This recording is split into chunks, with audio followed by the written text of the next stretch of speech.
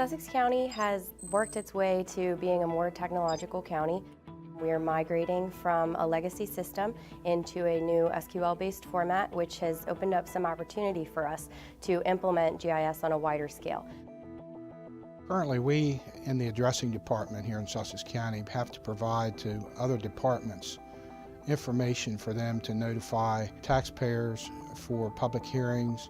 This solution has provided us with a tool to provide each of those departments the ability to go in and obtain that information on their own. So it's lessened the workload on the addressing department, and it's opened the opportunities for many other departments.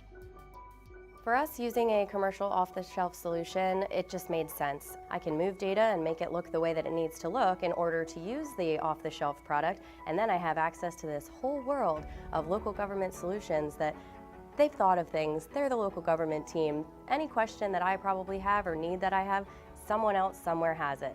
So if I can grab an off-the-shelf solution and deploy that for my constituents, then it just makes sense. It saves us time, it saves us money, and it gives them access to what they need. Across the board, the support that we had was outstanding. They realized that it was a pretty monumental task switching from our old records management system to this new one. As the processes went along, they realized that what our addressing office could do would help them maintain their property records. We got a lot of support because we provide a lot of information and we have it in a pretty cut and dry format that we can say, hey, here it is, here's what we can do for you. So they're loving it. The parcel fabric has really helped in relating to the 911 system. Now that everyone can see the same thing, the same data in the same format with the same spatial reference, we've been able to fix some problems with our 911 addressing data. We've been able to figure out areas that maybe that addressing scheme doesn't work very well, and we can change it and update it. From a 911 standpoint, it allows us to locate people in need much quicker than what we did prior to maps. With GIS, now when a person dials 911, it actually comes up on the map and we can pinpoint that, which makes it much easier for us. From an emergency management standpoint, I can use these GIS and the maps to indicate evacuation zones, flooding, plot damage after a storm has gone through so we know where the impact is.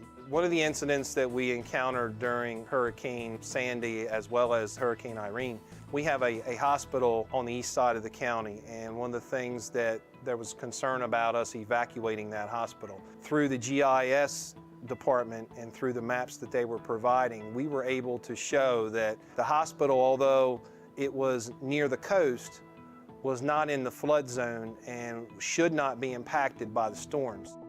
We set up an app through a citizen's self-service request, so anybody that had any damage to report, any flooding, trees down, they would call our emergency operations center, they get an address and a type of damage, and they could go in there and just drop a point on the person's address, and then we could correlate that into a database, and then at the end of the storm, we could print off an Excel spreadsheet and a map and give it to the people of FEMA and say, hey, here's where you need to look for damage, and here's what we got.